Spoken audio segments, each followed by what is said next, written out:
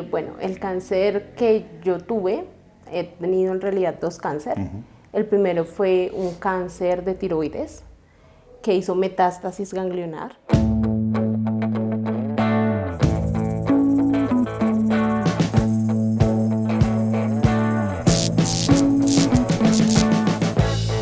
We've been living in sin so long, all the feels are gone. Fella stopped me on the street last night, said everything's alright. Roller coaster, make it through the day. Hola Laura, Hola Oscar, buenas tardes. ¿cómo estás? Muy bien, ¿y tú? Bien, chévere. Sí, señor. ¿Nerviosa? Un poquito, sí. Claro. Laura, dentro de lo que vengo haciendo, yo vengo haciendo una cantidad de entrevistas porque tengo una fundación que se llama Proyecto Cáncer, que tú ya te comenté sobre eso. Y dentro de eso entrevisto a personas que han tenido o que han padecido cáncer o que tienen cáncer, cualquier tipo. En este momento te tocó a ti. Y esta de hoy me parece una entrevista bien interesante porque la historia que escuché tuya pienso que servirá para muchísima gente que pueda tener como preguntas, como cierto tipo de cosas. Por lo general la gente cuando escucha la palabra cáncer o empieza a entender un poco más qué es el cáncer, pues la gente empieza a asustarse demasiado o no saben cómo tomarlo, bueno, en fin, todo este tipo de cosas. Entonces el día de hoy quiero mostrarle a la gente cómo se debe asumir algo, ¿vale? Ojo, no todas las personas son iguales, no todo el mundo reacciona de la misma manera, pero sí de pronto es algo muy importante para que la gente como que diga, uy, si Laura lo hizo, ¿por qué yo no? Entonces, sí quiero preguntarte algo un poco personal y es, cuéntame qué haces de tu vida en este momento, en qué te desempeñas y bueno, qué es lo que más te llama la atención de esta entrevista o qué de pronto te causa curiosidad sobre esto. Ok, entonces actualmente yo trabajo en el sector salud, me desempeño como analista de cuentas médicas. De esta entrevista, interesante comunicarle, digamos que a las personas que a pesar de que la palabra cáncer suena dura, es un poco agresiva, juega con la mente de uno. Digamos que es desde la perspectiva en que uno lo ve y cómo uno lo maneja. He visto en el transcurso como del tiempo que mucha gente como que se asusta, digamos que se llena de miedos, tiene como muchas cosas hacia el futuro, ¿no? Y hay una frase que me decía mi esposo y él me dice un día a la vez. Entonces, la palabra cáncer es un día a la vez. ¿Y estás de acuerdo? Un día a la vez. Un día a la vez. Vale. Sí, creo que es lo más objetivo, ¿no? Sí, un claro, día a la vez, un correcto. día a la vez. Bueno, cuéntanos qué tipo de cáncer tuviste. Cuéntanos tratamientos, cirugías, absolutamente todo, pero primero cuéntanos un poco el tipo de cáncer que tuviste, cómo se transformó. Bueno, toda esta historia tan interesante que has vivido y que bueno, ha sido como pensaría yo, primero un ejemplo de vida para tu familia, porque creo que lo han sufrido contigo y bueno, y esto también es un ejemplo para tus hijos, para toda la gente que te conoce y todo esto, pero sí quiero que nos cuentes cómo se desarrolló y cómo se llevó a cabo tu cáncer. Bueno, el cáncer que yo tuve, he tenido en realidad dos cánceres. El primero fue un cáncer de tiroides que hizo metástasis ganglionar. Generalmente pues se supone que estos tipos de cáncer o el cáncer de tiroides no hace metástasis, el mío sí hizo metástasis. Lo descubro por una bolita que me sale en el cuello, que efectivamente pues sí no era normal, era sospechosa. Digamos que acudo al médico como primera instancia, digamos que aquí en Colombia es como médico general manda exámenes, manda una ecografía.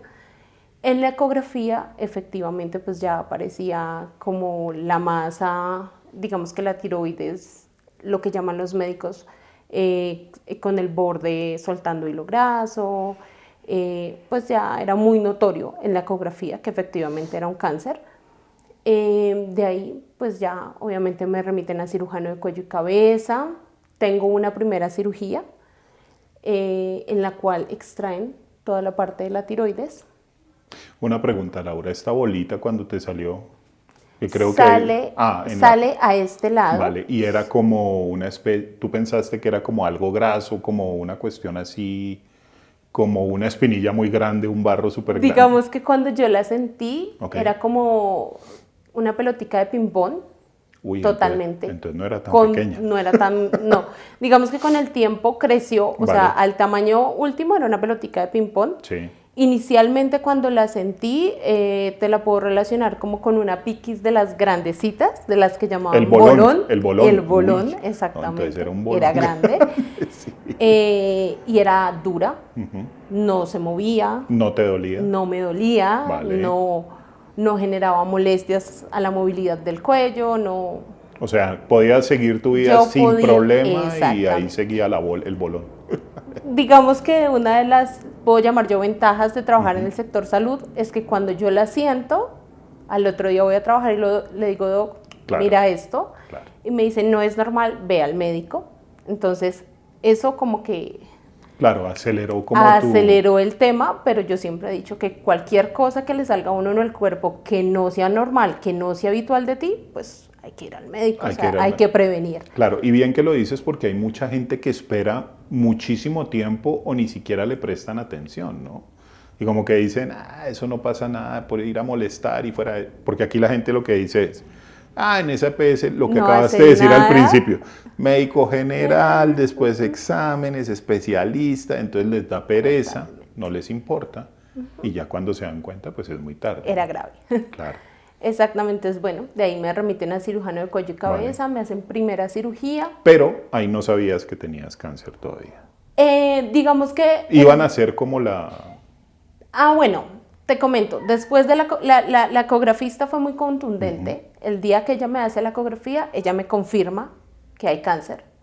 te dijo. De una vez, porque era, o sea, era demasiado notorio, o sea, era súper clara en la imagen que había cáncer. Ok. Entonces, de ahí me remiten a biopsia, obviamente me hacen una primera biopsia, habían 3 nódulos en esa biopsia, de los cuales pues todos salen como positivos, y me remiten a cirujano de cuello y cabeza, y de ahí pues ya comienzo mi primera cirugía, sacan tiroides y retiran, digamos que solamente como la parte de la tiroides. Ok.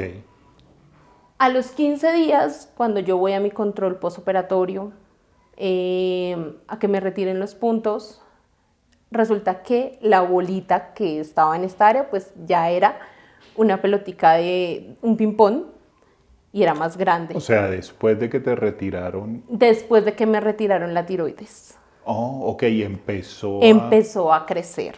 Wow. Cuando yo voy, el médico en ese momento me dice, vamos a hacerte una segunda ecografía y sobre esa ecografía voy a hacer nuevamente una biopsia. Ese mismo día pasó todo. Cuando me hacen la segunda ecografía me dice el médico, Laura, tú haces lo que hace una persona en 1000. Tienes tiroides, tienes metástasis de la tiroides. Cosa que no pasa normalmente, pero tú hiciste metástasis. Tenemos que sacar toda la parte ganglionar, vamos a hacer una segunda cirugía. ¿Qué repercusiones, según lo que te dijo el médico, el especialista, qué repercusiones tiene que le quiten a uno toda esa parte ganglionar? Toda esa parte ganglionar son básicamente las defensas Ok. del cuerpo. Los ganglios son nuestros soldados. Entonces, cuando te retiran esa parte ganglionar, es como que quedas flaqueando Claro. un poquito en tus defensas, obviamente. O sea, te puede dar gripa mucho más fácil. Más fácil. ¿No? Ok. Cualquier infección pues corre mucho más fácil. Ok. Y al tener metástasis, pues obviamente los ganglios son un ramillete, entonces podían correr a cualquier parte del cuerpo. Cualquier órgano, cualquier... Exactamente. En Vale. este momento de mi vida cualquier órgano puede tener cáncer y no lo Sí. sabemos. Ok. Entonces, pues, que tocó una segunda cirugía donde pues ya el corte fue más grande, mucho más grande. ¿No te habían hecho ningún tratamiento, nada hasta el A momento? ese momento Vale, hasta no ahí. me habían hecho nada más Ok. que darme levotiroxina y calcio, porque obviamente Levotiroxina. uno La conozco. uno dice, la tiroides, pero uno no sabe que la tiroides regula el calcio, el zinc, el yodo, Claro. el potasio. Entonces, claro, fue el déficit, la baja, fue lidiar con el peso, entonces el peso sube, el peso baja, fue horrible. Para ese momento me sacan, tengo un segundo tiempo quirúrgico, Vale. donde ya me sacan toda la parte ganglionar, digamos que mandan todo eso a patología, y el resultado al final fue que tocaba hacer yodoterapia. De 20 ganglios que sacan, 7 salen con metástasis y de esos 7, 5 hacen extensión de 1 por 1. O sea que alcanzó a correr. Estaba bastante avanzado el cáncer. Claro. No me había dado cuenta. Realmente no me había dado cuenta. No sentías síntomas, no tenías sentía nada. síntomas. Yo te puedo decir a este momento que el único síntoma que analizo post-cáncer es Laura se subió de peso de manera abrupta. 2 meses antes se subió 8 kilos. Sí, eso es abrupto. Sí, es muy abrupto. Y adicional a eso, a mí, digamos que yo fui, en ese momento, en esos 2 meses, fui a consultar y me hacen exámenes de tiroides y salen bien. Ok.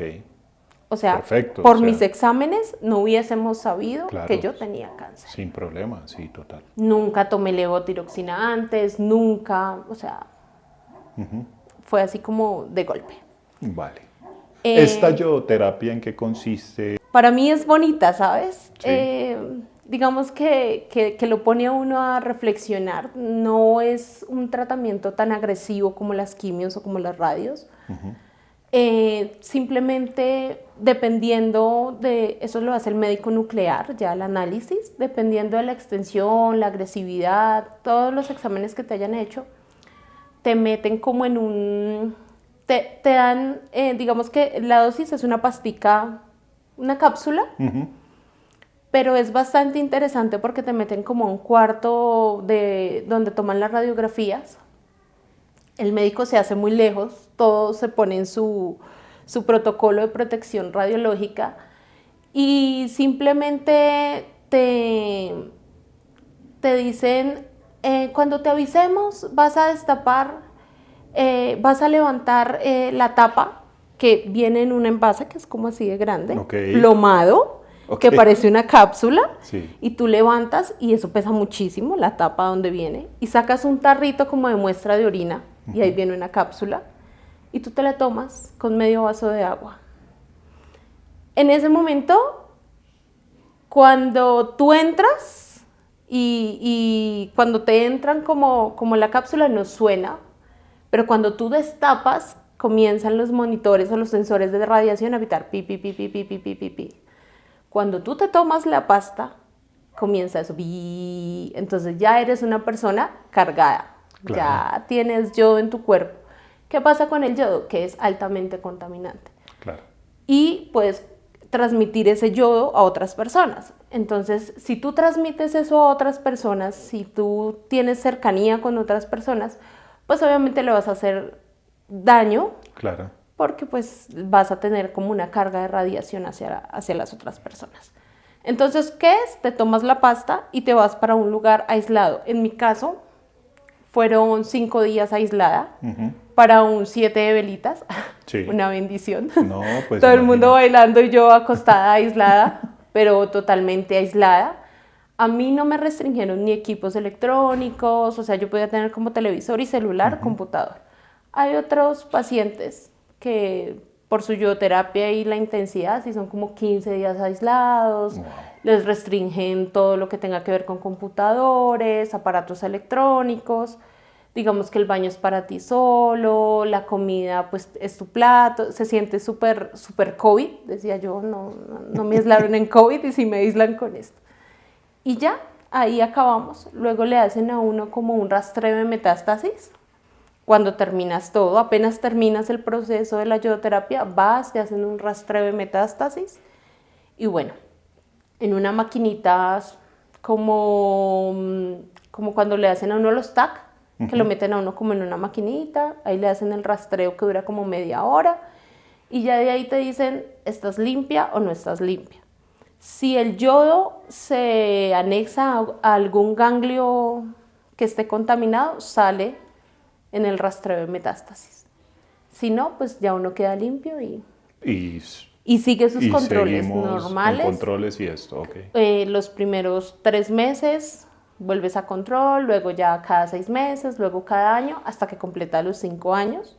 Y completando los 5 años se supone que ya vuelves a tener el mismo riesgo de una persona del común de volver a adquirir cáncer. Vale. ¿Esto en qué año fue? Esto fue finalizando, me doy cuenta, año 2021, todo el proceso fue en el 2022. Ok.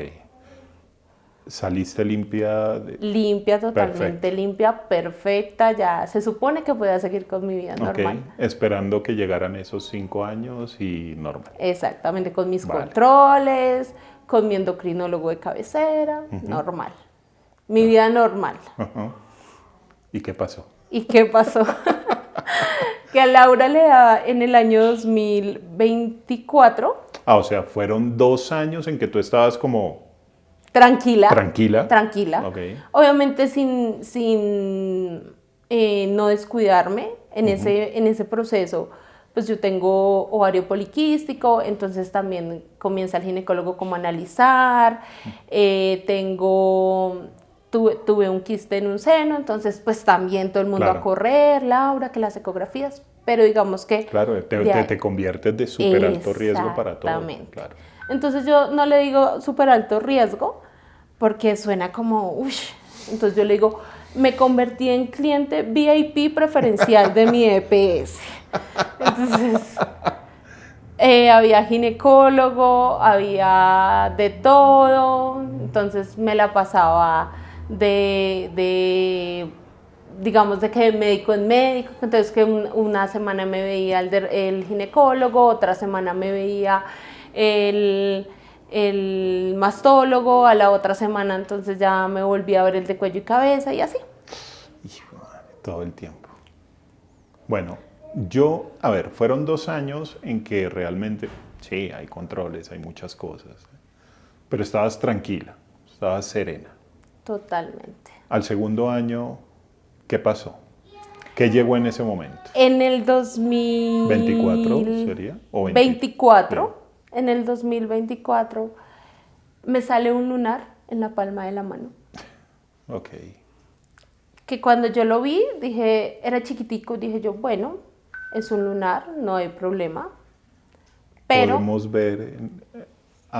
ok. Exacto, entonces cuando sale el lunar, bueno, ya no, pero te puedo mostrar que era como por acá, súper pequeñito, insignificante, cafecito normal, pero resulta que con el tiempo comienza a agrandar, pero no comienza a agrandar de manera circular, sino de manera alargada. Todo se toma como un color rojizo, un color extraño que para mí no era normal. ¿Daba rasquiña? No daba rasquiña, no sentía nada, okay. O sea, igual, normal. Yo estaba en infiltraciones porque adicional a todo eso yo hago queloide en mis cicatrices, entonces como pueden ver tengo una bella, sexy, hermosa y exquisita cicatriz en mi cuello. Esa fue de la tiroides, De la ¿no? tiroides, okay. De la segunda cirugía. De la segunda, correcto. Exactamente. Entonces... pues yo estaba en infiltraciones y ese día fui a mi infiltración normal y le digo yo a mi dermatóloga, Doc, mira, lo que pasa es que me salió este lunar.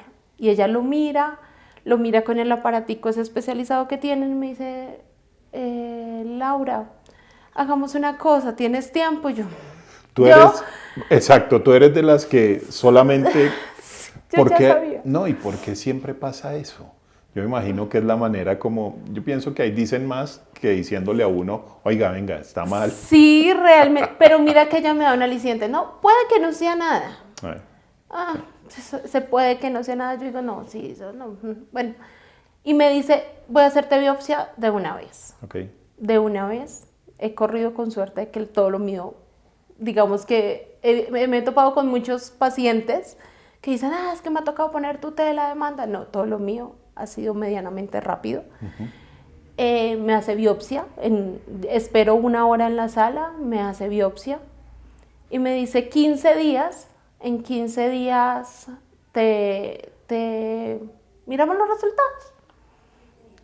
Efectivamente, en 15 días me dan como el resultado, me envía y dime el resultado, donde dice que posiblemente sea un cáncer, pero que toca hacerle un estudio de inmunohistoquímica, porque a las coloraciones pues como que no accedió, pero que posiblemente sí.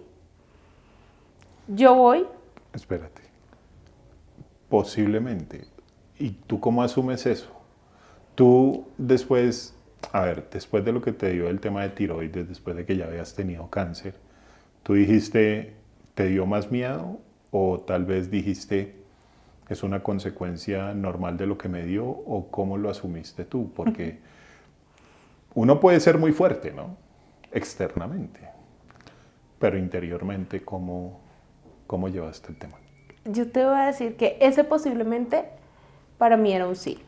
Okay. Jamás albergué la esperanza de que fuera un no. Okay. Sin embargo, internamente yo decía, otra vez, vamos otra vez. Yo en ese momento no dije nada, ni le dije nada a mi esposo, o sea, para ese primer resultado no dije nada.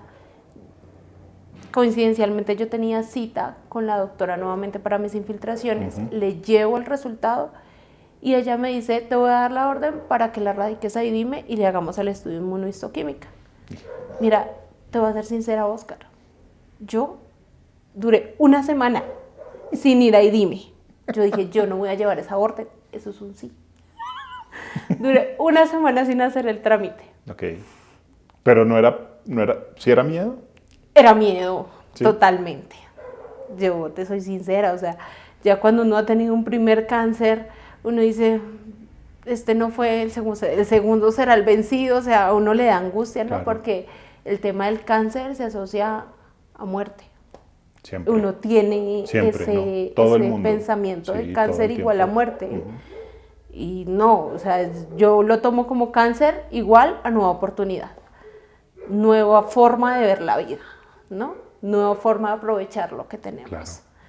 Entonces, yo no llevé el examen en esa semana, no me interesó llevar la orden, fue negligencia mía. Sí. Pero para la próxima semana, al miércoles, yo me levanté en la mañana y dije, hoy voy a llevar la orden, ahí dime. Pues resulta que no necesité llevar la orden. Y dime, ya había procesado. Y ese miércoles en la tarde me llegan los resultados. ¿Y ¿Por qué? internamente Internamente hicieron la gestión. Entre ellos. porque lo vieron? Porque alumbraba más a cáncer, necesitaban Claro. tener una garantía de que fuera cáncer. Pero ellos obviamente internamente vieron Que el tema ya estaba mal. que el tema ya estaba mal. Entonces, ese mismo miércoles me llega a mí el resultado, donde me decían que era un melanoma acral in situ. Ok. Cuando a ti te dicen que el cáncer es in situ, lo asociamos a que es un fetico, a que está chiquitico, a que es un bebé. Entonces, pues la probabilidad de que, digamos, que no haya que hacer nada más es muy alta. A mí me llegan los resultados, yo los recibo en el trabajo. Ok. Fue un baldado de agua fría, paré mis funciones, paré mis labores, cierro todo, me vine para la casa. Mi esposo estaba y le entrego yo los resultados y lo miro y le digo, ¿otra vez? ¿Otra vez? Hijo de madre. Y él me mira y me dice, no, espera, o sea, y agarro a llorar. O sea, yo he llorado en este proceso como 4 veces, pero esa llorada ese día fue, Esa fue la peor de todas. para mí fue muy duro. ¿Pero por qué pensabas que te ibas a morir? ¿O porque en algún momento determinado en la vida, después de todas las cosas, ojo, te lo pregunto porque quiero entender tu punto de vista, o dentro de todo lo que te ha venido pasando en la vida dices, puta, ¿otra vez? Señora, hay Sí, otros guerreros mejor que yo. Yo, bendecida, afortunada, no quiero No ser. sé, o sea, ya no más. Ok. No, lloro porque la verdad mi esperanza era culminar los 5 años y ser una persona del común, con la misma angustia de alguien del común de decir, pues qué probabilidad me Sí, puede dar de que claro. tenga cáncer. Y ya iban 2 años, o sea, íbamos bien. Entonces, yo creo que era la angustia de volver a tener cáncer, era la angustia de volver a pasar el proceso, era la angustia de volver a correr, porque realmente cuando tú entras a un proceso oncológico, todo el mundo te mira y es como, ay, pobrecito, tiene cáncer. No, pues Qué pereza. sí, Sí. o sea, era todo, era volverle a decir a mi familia, venga, vamos por el segundo. Eran como muchas emociones encontradas y yo dije, bueno, entonces pues es lo que yo siempre he dicho, si bien es cierto la enfermedad está ahí y es algo con lo cual uno se asusta, pues hay que meterle corazón, mente, vida y alma y sobre Claro. todo actitud positiva. Entonces yo le decía a mi esposo, bueno, si el cáncer vino a mí y si tú has aprendido a vivir conmigo, pues el cáncer debe aprender a vivir conmigo porque yo de aquí no me voy, o sea, me hace falta. Claro. Comienzo a correr nuevamente, me remiten a otra entidad para la cirugía, para el dermatólogo oncólogo, cirujano plástico oncólogo, me hacen exámenes, obviamente este último cáncer, que es un melanoma acral, es un cáncer agresivo, es un cáncer que si se deja avanzar, corre divinamente, o sea, se riega muy rápido, que era lo que me explicaban los médicos, avanza de manera muy rápida. Entonces, si con el primero todo fue rápido, con este segundo volaron. O sea, fue demasiado, demasiado rápido. Esta última cirugía fue súper rápida. Obviamente, gracias, digamos que a toda esa agilidad y a esa pertinencia, no alcanzo a hacer ningún tipo de ni radioterapia, que es generalmente lo que se hace, radioterapia, nada. O sea, no hiciste Estaba absolutamente bebé, nada de lo eso. que dicen los médicos es, haz de cuenta como si hubiera sacado un feto. No alcanzó a nacer, los bordes que sacaron, todo salió limpio. En este segundo, en una primera cirugía, sale totalmente limpio. Pues sí, obviamente tuvieron que hacer como la reconstrucción de la palma de la mano, digamos que los injertos que tuvieron que hacer con muy buena adherencia de mi piel, asumió el injerto, fue súper rápido y ya, pues actualmente en estudios, igualmente corriendo con especialistas, y ya poniendo la actitud positiva, actualmente descartando un posible tercer cáncer. Pero nada. Oye, sí, ¿qué pasó con Bueno, estamos a espera de resultados? de resultados. Me hicieron una tercera biopsia. ¿Y qué piensas según tus instintos? Yo Porque sé sí que le atino, que sí. le atinas. Yo digo que sí. Ok. O sea, no te puedo decir que tengo una percepción de no. Yo para este tercero digo que sí. Pero pues digamos que eso es lo que la vida nos da, ¿no? Si la vida nos da limones, pues hacemos limonada. Entonces, si vamos por un tercero, pues vamos por un tercero. Y si hay un cuarto, vamos por un cuarto. Pero aquí la mente y la actitud, y es lo que yo siempre he dicho, juega un papel importante. Si a ti te dicen que tienes cáncer y tú te sientas a llorar y no comes y te echas a sufrir.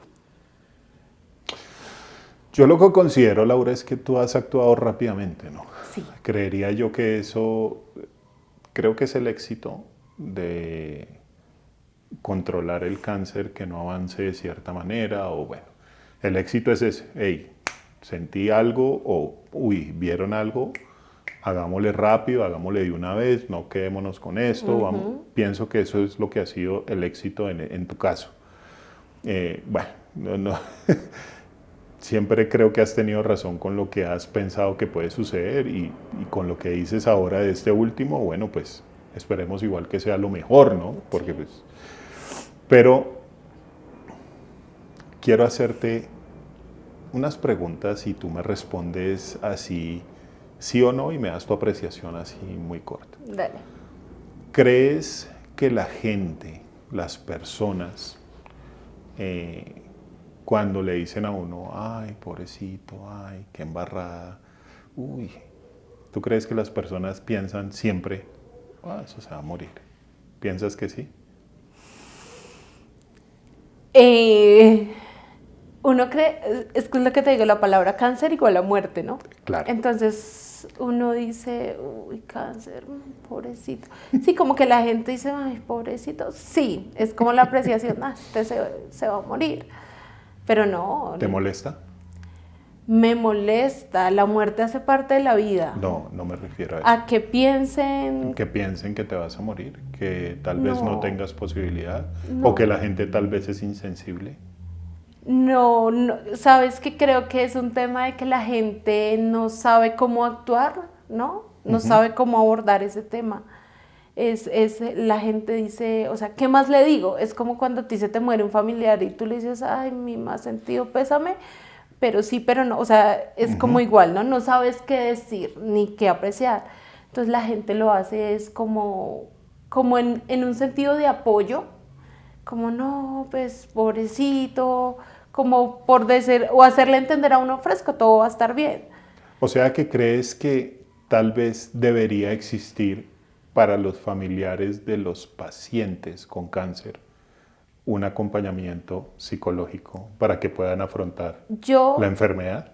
estoy totalmente de acuerdo en que ese acompañamiento psicológico no lo tiene que tener solo el paciente. Te lo digo yo, que he tenido 2 procesos donde los que vienen detrás, o sea, sí, claro, uno lleva la batuta del procedimiento, la batuta del medicamento, de todo lo que vayan a hacer con tu cuerpo, pero la incertidumbre, la angustia, el miedo de perder un familiar, lo tienen los que vienen detrás de nosotros. Por ejemplo, en mi caso, mi esposo, mis hijos, mis papás, todos los que vienen detrás mío era como la angustia, la zozobra, qué vamos a hacer, qué va a pasar, cómo se va a resolver. Es importante, y más porque los familiares son el pilar del paciente con cáncer. Tú ahí tienes tu círculo y tu soporte. Y si Claro. tu soporte falla, el día que tu soporte Nos falla, vamos pa'l tú carajo. como Sí, paciente claro. fallas. Adiós. O sea, te pierdes como paciente y tú dices, no, o sea, mi pilar falló. Entonces yo sí creo que ese acompañamiento es súper importante, porque no, o sea, uno nunca sabe cómo abordarlo, ni cómo decirle, venga, tengo cáncer, tenemos cáncer, vamos con cáncer. O sea, no encuentran las palabras. Mira, te voy a contar algo. Tú que conociste a mi mamá. Yo nunca le conté a mi mamá que tenía cáncer hasta que me operaron, me hicieron el primer tratamiento. Eso fue en España.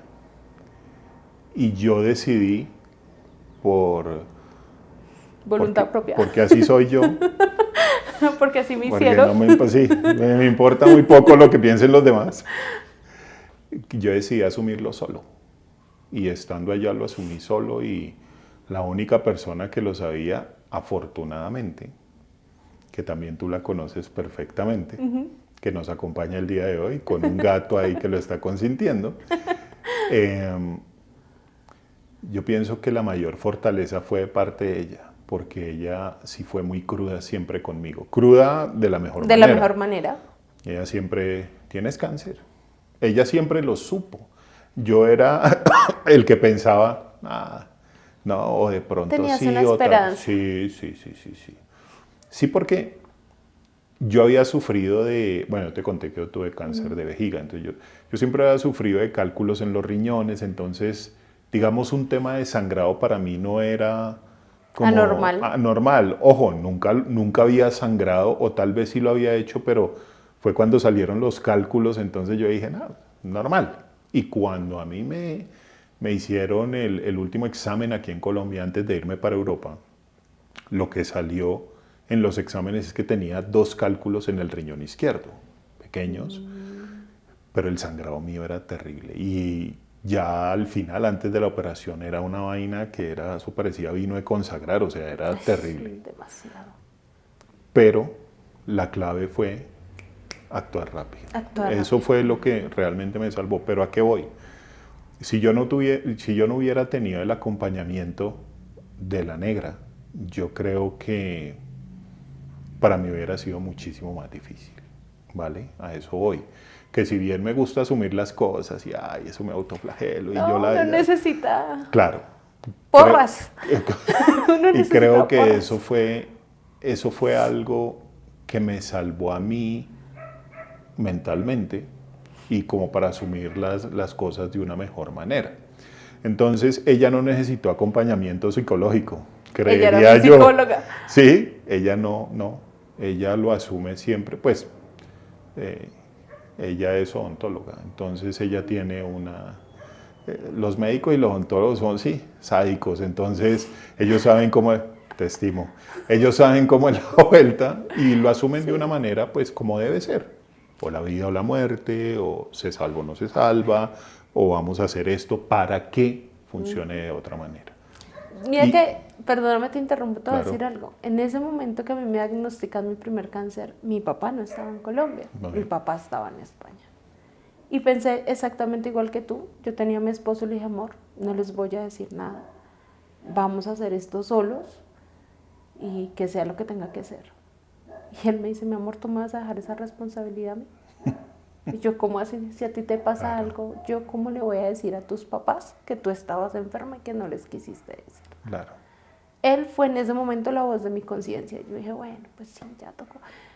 Y tú sabes que, no, y tiene toda la razón, y desafortunadamente los familiares, al final, si llega a suceder algo, ¿usted por qué no me dijo?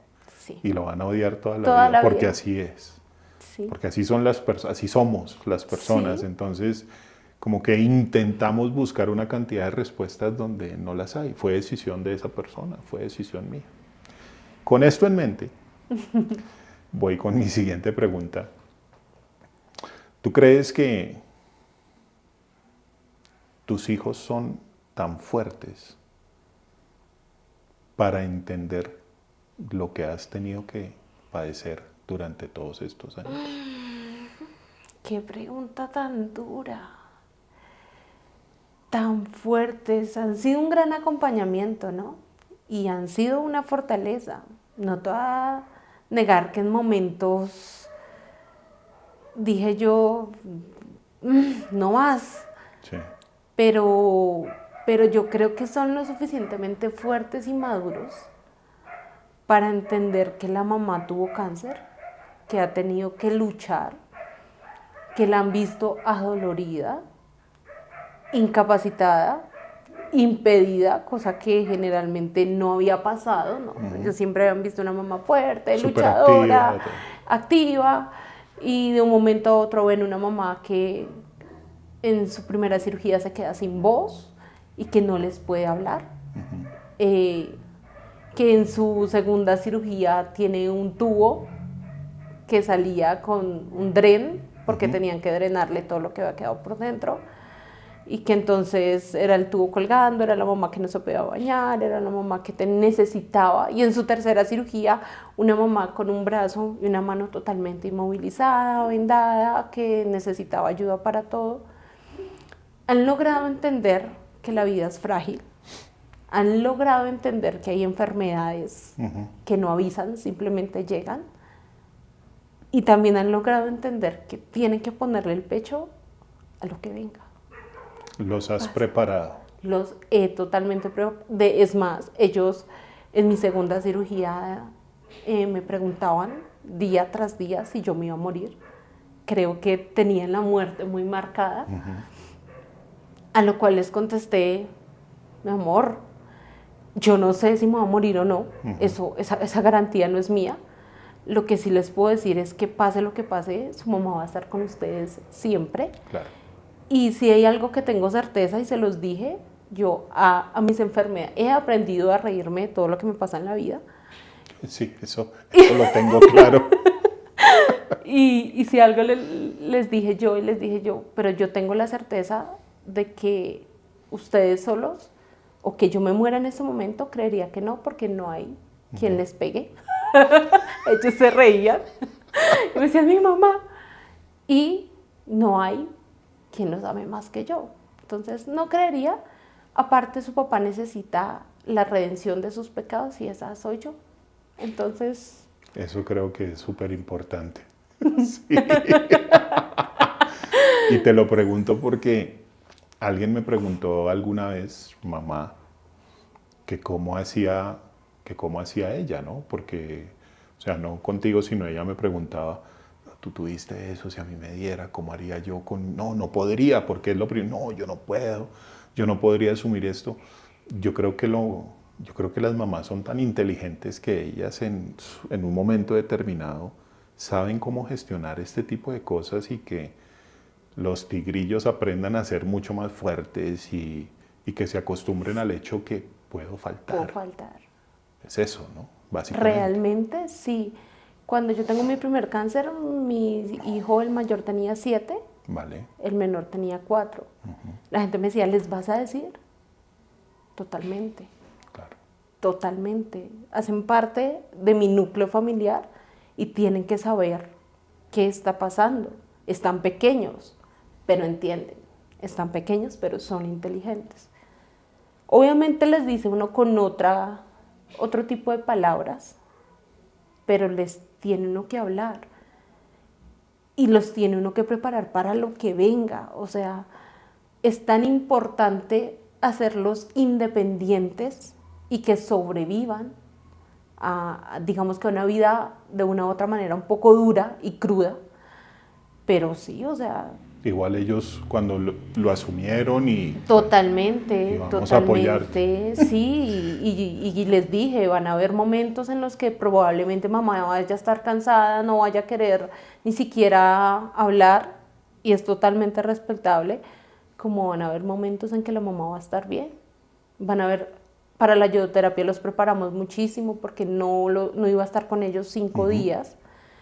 Obviamente íbamos a hablar por celular, tiempo, claro. pero fueron 5 días que para ellos fueron Claro, duros. pues acostumbrados a estar con su mamá todo el tiempo. No solo eso, sino que una cosa es que tú me llevo a mis hijos de vacaciones 5 días. Ah, Ellos vale. se están divirtiendo, pero se fue mi mamá 5 días. ¿Y nosotros qué? ¿Y nosotros qué? O sea, ¿cómo así? Nos abandonó la Sí, comidita, sí, ¿no? sí, sí. Entonces tocó sentarlos, mira, me voy a ausentar 5 días, va a pasar esto, me van a hacer esto.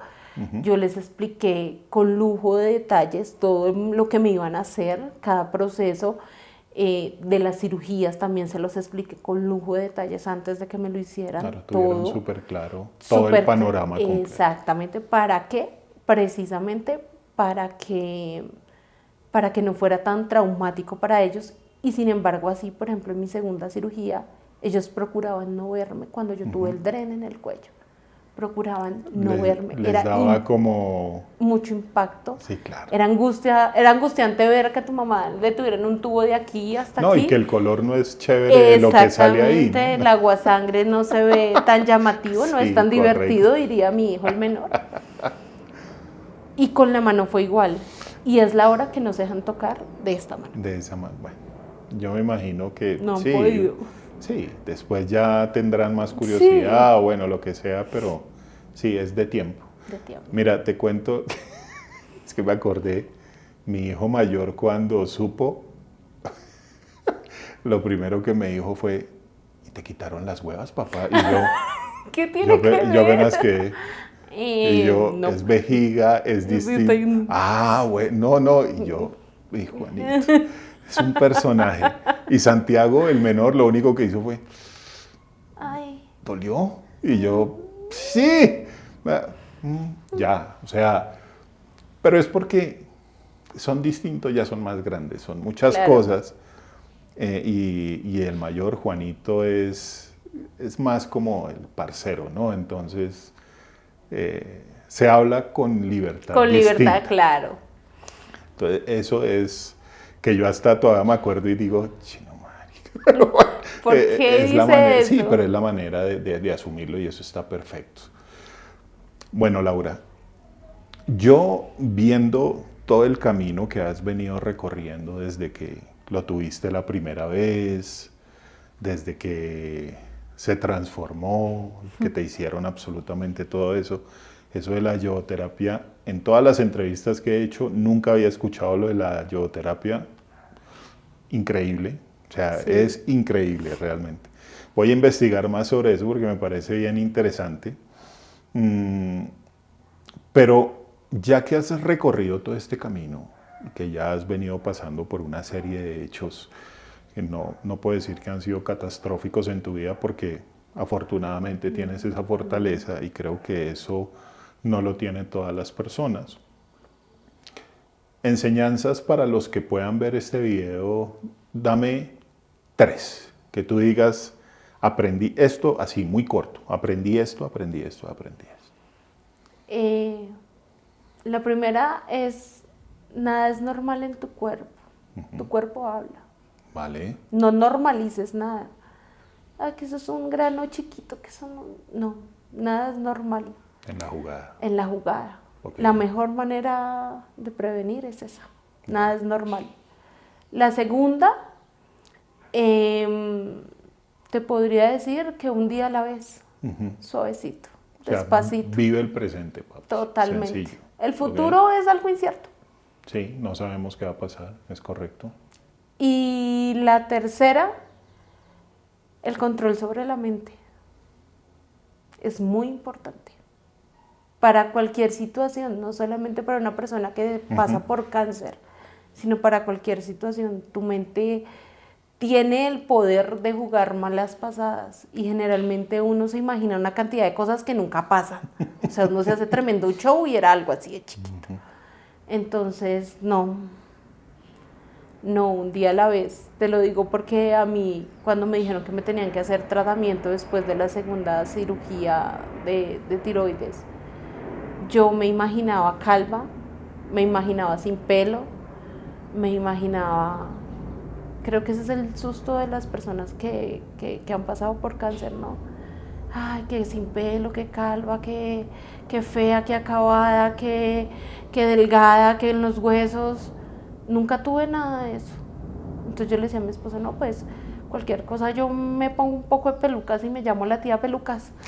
Si te llegara a pasar algo así en algún momento... Créeme que me vas a encontrar como la mamá Pelucas. La tía no, porque mis hermanos no tienen hijos, pero Sí, sería la mamá Pelucas. la mamá Pelucas. Y me pondría de verdad el pelo de colores.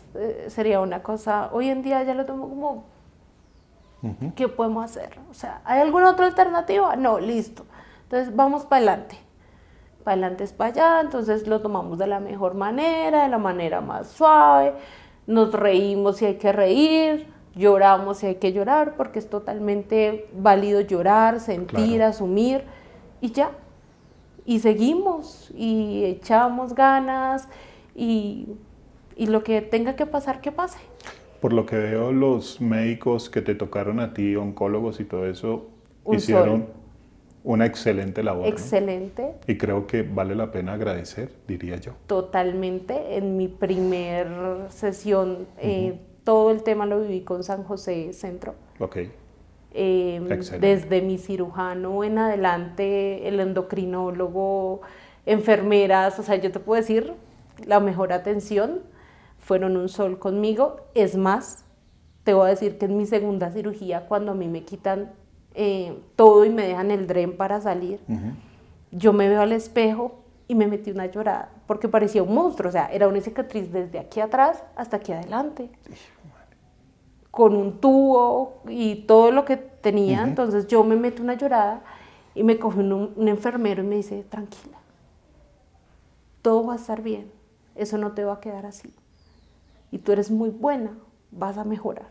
Me conocía, no, yo tampoco, pero fue un Pero la parte humana, increíble. excelente. A ver. Y en la tercera cirugía, que es Nogales, me atendieron en Nogales. Excelente atención, creo que más mimada no pude estar. Creo que de todas las cirugías, esa ha sido la más mimada. Me tuvieron un control del dolor, porque era una cirugía bastante dolorosa. Me hicieron bloqueos para el dolor. No, los médicos fueron un sol, todos mis médicos fueron un sol, no. Mejor dicho, increíble. Sí, la pasé espectacular. No quiero volver, no quiero volver. No quiero volver a gracias. pasarlo, pero la pasé súper. Pero la pasé súper. Bueno, Sí. Laura, no te imaginas lo mucho que agradezco. A mí todo este tipo de cosas y las personas que he entrevistado pienso que han llegado a mi vida porque mi vida cambió después del cáncer.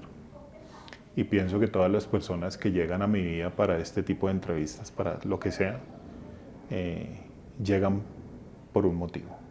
Y si te conocí, es por un motivo y pienso que lo que estamos haciendo en este momento y que va a servir es para que la gente tenga más información.